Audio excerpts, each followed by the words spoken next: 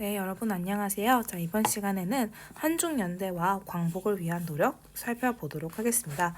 교과서는 218페이지 펴주시고요.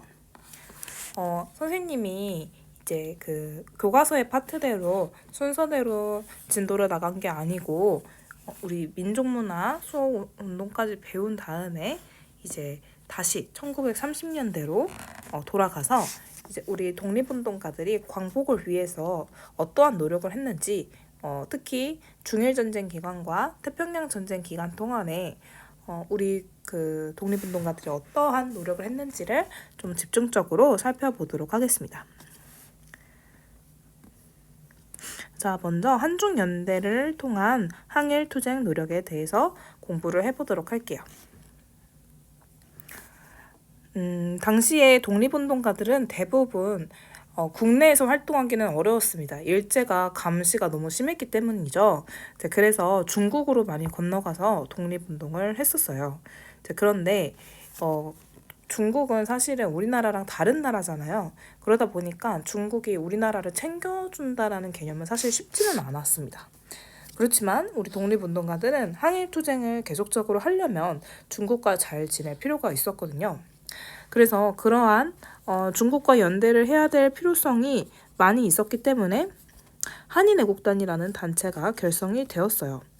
한인애국단은 김구가 만들었고, 이 김구는 대한민국 임시정부를 이끌던 지도자였습니다. 대한민국 임시정부가 제대로 활성화가 되어야 독립운동이 구심점 있게 잘 이루어진다라고 생각을 했기 때문에 이 김구는 상하이에 설치를 했던 이 임시정부를 살리려고 굉장히 노력을 했던 것이에요. 그래서 그러한 목적을 위해서 이 한인애국단을 만들게 되었던 거죠. 자, 그래서 최소희생과 최고의 효과를 위해서 이제 의열투쟁을 하자라는 움직임이 있었고요. 자, 이러한 의열투쟁은 의열단에서도 볼 수가 있었죠. 자, 김구는 철저한 보안을 위해서 이 한인애국단 멤버는 딱 2명만 뽑습니다. 첫 번째로 이봉창, 두 번째로 윤봉길. 자, 이봉창 선생님 같은 경우에는 일왕 암살 시도를 해서 일왕의 마차에 폭탄을 던졌고요. 윤봉길 의사께서는 일본이 당시 중국의 상하이를 침략을 한 사건이 있었는데요. 그 상하이 침략을 성공했던 일제가 축하 파티를 이 상하이에서 열었거든요. 그 장소가 바로 홍코우 공원인데요. 거기에서 일본군들을 사살하기 위해서 폭탄을 던지게 됩니다. 자, 그게 바로 상하이 홍코우 공원 의거예요. 자, 이러한 활동을 통해서 당시 중국인들에게 이 한국인들이 일제를 향해서 계속해서 투쟁을 하고 있다라는 걸 보여주었습니다. 그러니까 이 중국인들이 그러면 한국인들이 어쨌든 일제를 상대로 열심히 싸우고 있구나라는 이미지를 심어줄 수 있게 되었던 것이죠.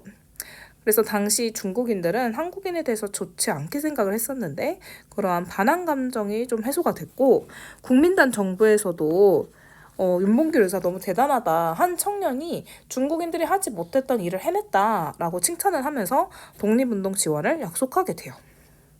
그렇게 되면서 우리 독립운동가들이 중국에서도 독립운동을 계속할 수 있는 기반을 만들어 주었던 게 바로 한인애국단 활동입니다.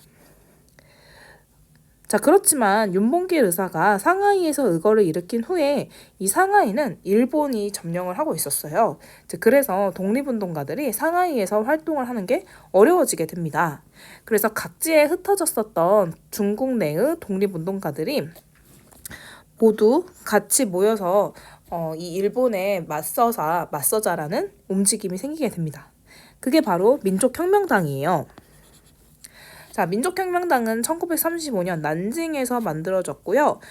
우리 중국의 안에서 최대 규모의 통일전선 정당으로 활동을 하게 됩니다. 여러분들 우리 지난 시간에 예전에 중간고사 공부를 할 때 삼부통합운동 공부를 했었죠. 일제가 쪼아들면 쪼아들수록 계속해서 뭉쳤고 단결을 했던 게 바로 독립운동가들이거든요. 여기서도 마찬가지입니다. 일제가 탄압을 하면 할수록 우리 독립운동가들이 더욱더 단결을 해서 계속 모이고 있는 점을 우리가 볼 수 있는 거죠. 자, 이러한 민족혁명당은요. 주도권을 의열 단계가 잡게 되면서 기존의 독립운동가였었던 조소왕이나 지천천과 같은 민족주의계의 독립운동가들이 탈당을 하게 되면서 이 통일정당의 성격이 약해지게 되는 약간 문제점이 생기게 됩니다. 그렇지만 김원봉과 같은 의열 단계는요, 이 민족혁명당을 더욱더 살리려고 노력을 했고요.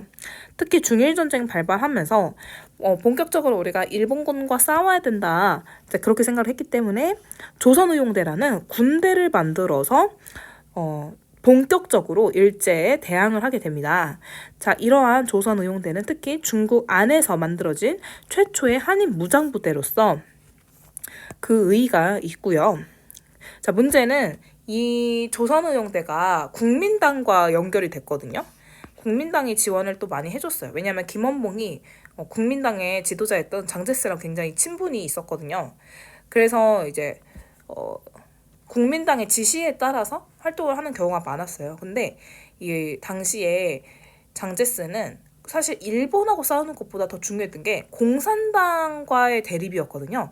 그러니까 일본하고 싸우는 것보다도 공산당하고 싸우는 거에 더 치중을 하는 바람에 이 일제랑 싸우는 것이 약간 약했어요. 그래서 조선의용대에서도 일본에서 뭐 싸우는 거, 그 다음에 후방에서 싸우던지 아니면 약간 심리 공작을 펼친다든지 이런 활동만 했을 뿐 전면적인 전쟁은 치르지 않았거든요.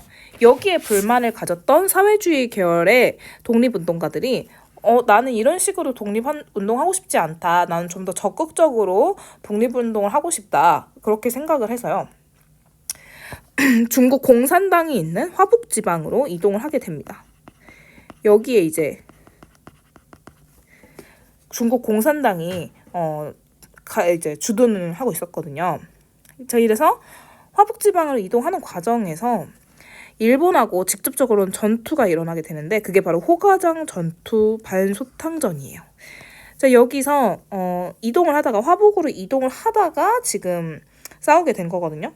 약간 지도를 다시 보시면 자, 원래 이제 조선의용대가 한커우라는 지역에서 만들어졌어요. 이게 난징에서 조금 더 안쪽으로 들어간 지역이죠. 근데 사회주의 계열이 좀 더 적극적으로 싸우기 위해서 공산당과 연합을 하기 위해 이제 예난으로 가는 도중에 여기에서 싸우게 된 것이죠. 이게 바로 호가장 전투입니다. 자, 그래서 다시 살펴보면은 근데 이제 문제는 이 호가장 전투를 치르면서 이 조선의용대의 핵심 인물이었던 윤세주라는 사람이 있어요. 이 윤세주가 김원봉이랑 엄청 친했거든요. 근데 이제 윤세주가 전사를 하게 됩니다. 그렇게 되면서 이 조선의용대가 김원봉 계열과 사회주의 계열로 이제 분리가 돼요. 자, 그래서 결국에 사회주의 계열의 독립운동가들은 화북으로 이동을 했고 거기서 조선 독립동맹을 만들었고 그 산하 군대인 조선의용군을 만들게 됩니다. 그래서 이 조선의용대가 두 갈래로 갈려지게 되고요. 그러면 이제 김원봉은 어디 갔냐? 이제 김원봉은 남아가지고 조선의용대 활동을 하다가 결국에는 한국광복군 쪽으로 편입을 하게 돼요. 그 부분 이따가 다시 알려주도록 하겠습니다. 자, 그래서 이 조선의용대의 의의는 민족혁명당의 의의는 중국 안에서 이루어진 최대 규모의 통일 전선 정당이었다. 우리 독립운동가들 다 함께 모여서 뭔가 단결을 해서 하나의 목소리를 냈다. 그 다음에 최초의 한인 무장부대로서 중국 국민당의 지원을 받으면서 이러한 것들도 한중 연합을 하는 또 계기가 되었다라는 걸 알 수가 있습니다. 자, 그래서 이 부분 살펴봤고 이제 대한민국 임시정부도 어떻게 활동을 했냐. 임시정부가 당시에 국민대표 회의에 실패를 하면서 침체가 되었지만 한인애국단이 계속해서 노력을 하면서 국민당 지원 속에 무장부대를 만들어서 일제와 투쟁을 하려고 노력을 하게 돼요. 선생님이 아까도 이야기했지만 아까 그 상하이가 윤봉길 의사가 이거를 일으키는 바람에 독립운동가들이 거기서 활동하기 어려워졌다고 했어요. 그래서 임시정부도 상하이에 처음에 있었잖아요. 그러다가 충칭으로 이동을 하게 됩니다. 이제 충칭은 여기예요, 여기. 자, 이쪽 지역까지 이 임시정부가 넘어왔던 거예요. 그렇게 된 이유는 사실 국민당이 역시 중일전쟁을 치르면서 수도를 옮기게 되는데 이제 국민당도 충칭을 옮기거든요. 그래서 같이 지역으로 옮긴 걸로 보면 됩니다. 자, 이러한 대한민국 임시정부는 김구, 조소왕, 지청천, 아까 그 민족혁명당에서 분리돼서 나온 사람들이잖아요. 이런 사람들이 모두 연합을 해서 싸우려고 했었고, 그 산하 부대인 한국광복군을 1940년에 결성을 하게 됩니다. 그러면서 임시정부는 독립 후에 심지어는 새 국가를 어떻게 만들 것이냐에 대한 이 건국강령까지 발표를 해요. 이 건국강령은 삼균주의로 우리가 정리를 할 수가 있는데요. 정치와 경제와 교육, 가장 중요한 이 세 가지가 모두 균등하게 이루어져야 된다라는 것이 바로 삼균주의입니다. 그러니까 대한민국 임시정부는 단지 뭔가 독립운동을 하는 것뿐만이 아니라 만약에 일제로부터 우리가 벗어난다면 그 다음에 우리 국가는 어떻게 세울 것인가, 그 구상까지 이미 이루어졌다라는 것이죠. 그래서 좀 더 잘 살고 싶은 그런 신국가를 만들자, 그런 목표가 뚜렷했다. 그리고 모든 사람들이 균등하게 삶을 영위하는 그런 세상을 만들겠다라는 건설의 그런 목적, 의지가 이미 만들어졌다는 거죠. 자, 그렇게 되면서 조선의용대의 그 남은 사람들, 이 김원봉계, 그러니까 화북으로 안 간 나머지 사람들이에요. 자, 그 사람들도 한국 광복군에 확류를 하면서 이 광복군이 더욱더 기반이 튼튼해지게 됩니다.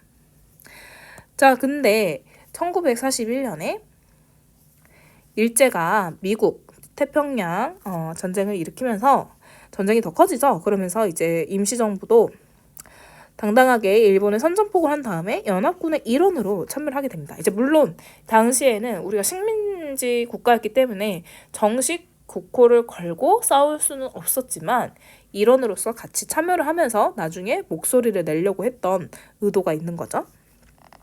자, 그래서 영국군과 인도 미얀마 전선 같은 데서도 싸웠고요. 미국의 OSS, 이거는 이제 지금으로 따지면 정보기관이라고 보면 돼요.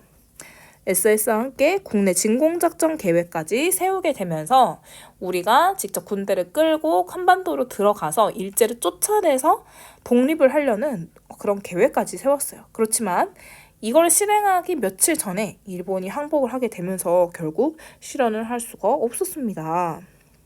그렇지만 우리도 연합군의 일원으로서 항일전쟁에 참여를 하면서 또한 또 승리를 거두면서 조국 독립을 달성하려는 의지를 많이 보여주었습니다. 자, 그뿐만이 아닙니다. 나라 바깥에서 만주 지역이나 미주 지역에서도 항일투쟁 노력을 보여주었는데요. 만주 지역에서는 항일 유격대원 중심으로 조국 광복회를 결성을 해서 보천보 사건을 일으켜가지고 일제를 몰아내려고 했습니다. 그리고 1940년 이후에는요, 소련으로 이동을 해서 항일투쟁을 지속하기도 했어요. 대표적인 인물이 바로 김일성입니다. 이 김일성은 소련에서 같이 대일전을 펼치게 되면서 소련하고 굉장히 친분을 쌓게 되었고, 광복 후에 북한 정권을 수립하는데 실질적인 핵심 세력으로 인정을 받을 수가 있었어요. 자, 그리고 미국은 재미한족연합회 같은 걸 결성을 해서 한인국방 경희대 맹호군을 결성을 해서 무장 독립전쟁까지 준비를 했다니, 저 그 먼 미국 땅에서 또 이렇게 독립운동을 하려는 의지가 있었다라는 거죠. 자, 그리고 무엇보다도 국내에서는 무슨 일이 있었냐. 이미 일본이 이 태평양 전쟁에서 여러 번 패배하는 거를 우리도 이제 소식을 들었을 거 아니에요. 이제 그러니까 일제가 패망을 하는 거에 대비해서 미리 중앙과 지방 10여 군데에 조직을 정비하는 조선 건국동맹이 결성이 되었습니다. 그래서 심지어는 조선 독립동맹에 연락까지 해서 협동작전을 펼치려고도 했었습니다. 이러한 조선 건국 동맹은 해방 후에 안정적인 다음 국가, 신국가를 만들기 위한 기반을 마련을 하려는 모습들도 갖추고 있었다라는 걸 우리가 알 수가 있어요. 자, 이러한 한국은요, 그냥 갑자기 1945년 8월 15일 날 연합국에 의해서 딱 해방이 된 게 아니라 이미 준비가 되고 있었다라는 거예요. 1943년 이집트 수도인 카이로에서는 미국, 영국, 중국 3국 지도자가 모여서 한국의 인민의 노예 상태 유의해서 적절한 절차를 걸쳐서 한국을 독립하게 해야 된다. 라고 이야기를 하면서 연합국이 처음으로 한국의 독립을 이야기하기 시작합니다. 이어서 얄타 회담에서는 미영 소련이 대일전에 참전을 하면서 더욱더 일본을 압박하게 되었고요. 포츠담 회담에서는 사국이 모이게 되면서 일본의 무조건 항복을 이야기하고 한국의 독립을 다시 이야기를 하면서 확실하게 만약에 일제가 패망이 된다면 무조건 한국 독립은 이루어진다라고 볼 수가 있었죠. 그렇지만 카이로 선언에서는요, 적절한 절차를 걸친다고 했어요. 그러면 이 적절한 절차가 대체 뭘까? 애매하죠. 미국은 사실 한국을 신탁 통치하려는 그 의도를 갖고 있었거든요. 그래서 결국에 이러한 적절한 절차라는 것은 신탁 통치를 몇 년간 겪고 그 다음에 니네가 독립을 하게끔 우리가 해줄게 라는 의도가 보이는 거고요. 이렇게 신탁 통치를 하려고 했던 이유는 동아시아에서 특히 한반도에서 미국이 영향력을 확대를 하면서 소련을 견제하기 위해서 미국이 계산해 놓은 것이다 라고 볼 수가 있어요. 따라서 한국은 일제가 패망을 함으로써 독립을 맞이했기 때문에 물론 우리 독립운동가들이 정말 아까도 봤지만 정말 피땀 노력으로 정말 열심히 독립운동 했지만 사실 이 강대국의 어떤 논리에 의해서 특히 미국이 하는 어떤 논리에 의해서 우리가 나라의 운명이 결정될 수도 있겠다라는 그런 뭐라 해야 되죠? 운명이 느껴지는 거죠. 그게 바로 이제 다음에 배우는 해방 후 3년사의 내용입니다. 자, 그러면 오늘은 여기까지 하고요. 다음 시간에 이어서 살펴보도록 하겠습니다.